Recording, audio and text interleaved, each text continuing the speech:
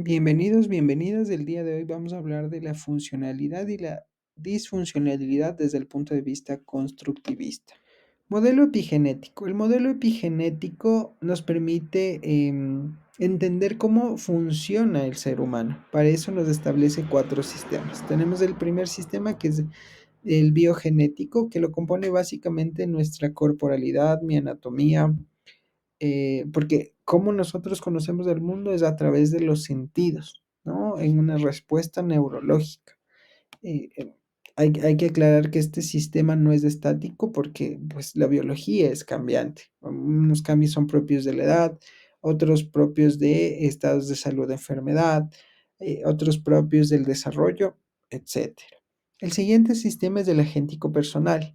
En este caso ya hablamos de la interpretación que yo le doy a la información que viene o que yo puedo alcanzar mediante mis sentidos. Entonces, en este sistema se desarrolla la personalidad, mi capacidad perceptiva, mis memorias, mis recuerdos, todo aquello a lo que yo le doy un valor. El siguiente sistema es el diático relacional. Es básicamente cómo yo mediante mis experiencias me voy a relacionar con otras personas, me voy a vincular. Cabe recalcar que generalmente el primer vínculo suele ser el familiar. Y a partir de esto aprendo yo cómo relacionarme con amigos a nivel sexoafectivo, a nivel laboral, etcétera. Y finalmente tenemos el sistema cultural lingüístico. Nosotros, al ser seres gregarios, pertenecemos a comunidades y las comunidades establecen paradigmas de funcionamiento. Un claro ejemplo puede ser las normas sociales, la espiritualidad muchas veces o la religión crean o dictan parámetros de comportamiento social. Ahora, el modelo epigenético plantea que básicamente los seres humanos funcionamos en una constante interacción, donde el sistema más básico es el biológico, pero el biológico tiene que ser interpretado. Por lo tanto, el agéntico personal es, digamos, es aquel que tiene un poco más de protagonismo, porque es el punto mediador entre todos los otros sistemas y mi experiencia personal, ¿no? Entonces, este modelo permite entender cómo el ser humano crea significados, simbolismos y construcciones en función de la experiencia de vida. Ahora que nosotros hemos entendido la función o cómo funciona más bien el ser humano desde el modelo constructivista y la teoría epigenética, vamos a partir a la funcionalidad, es decir, el grado de adaptación que puede tener el ser humano mediante tres conceptos. Primero tenemos la experiencia inmediata, el fluir y la imagen consciente. La experiencia inmediata básicamente es el intercambio que yo como persona tengo con el resto de sistemas. Es decir, en este momento, si están en clases, ustedes van a tener un intercambio comunicativo con su docente, con las personas que están alrededor, que son sus compañeros. ¿Ok? Fluir, de cierta forma, es entender que las experiencias son eso, son algo que generalmente es momentáneo, aunque puede variar la temporalidad, que pueden variar en grado de intensidad y que pueden o no formular un significado. Es decir, hay experiencias que probablemente no ni nos acordamos en un tiempo corto y hay experiencias que van a ser significativas que le llamaremos recuerdos. Y finalmente está la imagen consciente. La imagen consciente es la postura que yo tengo frente a esa experiencia o el significado que yo le doy.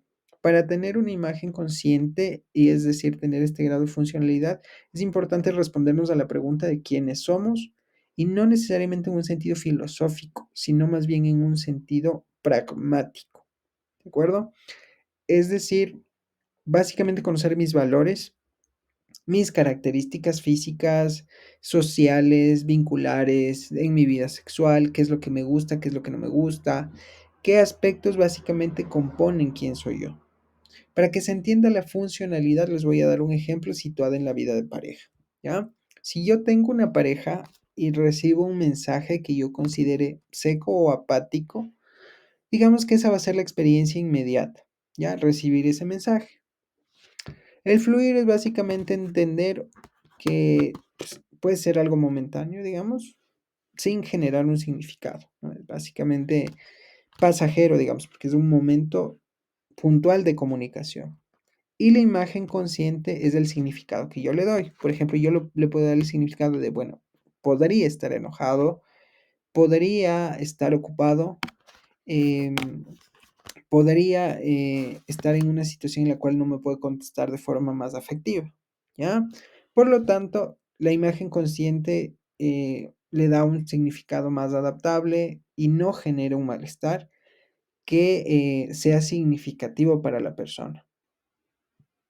Ahora, vamos al otro lado que es la desadaptación o la disfuncionalidad. Desde esta teoría, ¿cómo se explica la disfuncionalidad?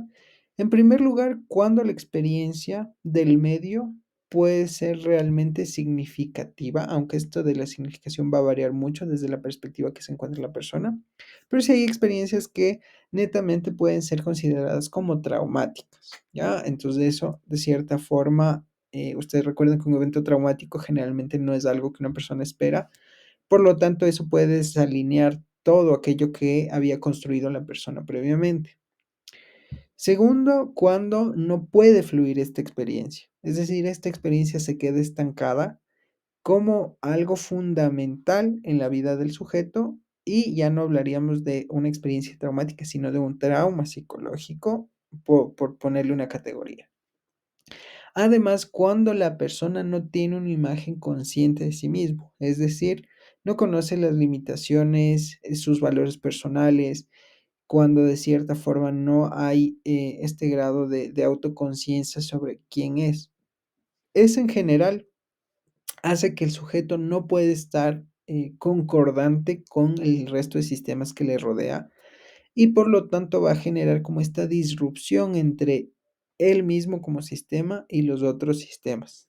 Esto cómo lo vamos a ver a lo mejor en sintomatología, puede haber errores interpretativos, puede sentir la persona que lo que le está sucediendo es muy contrario a sus valores personales o incluso puede crear significados disfuncionales para la vida de la persona. Vamos a retomar el ejemplo anterior de una relación de pareja, ¿sí? Vamos a suponer, digamos, que la persona vive una infidelidad en esta pareja, ¿de acuerdo? La infidelidad de por sí pueden marcar, digamos, como experiencia personal inmediata, un punto de quiebre para la relación o para mi característica personal, ¿sí? Al ser un evento altamente emocional, va a generar que no fluya, sino que el sujeto, al menos un periodo de tiempo, se quede enmarcado en esa misma situación, ¿ya?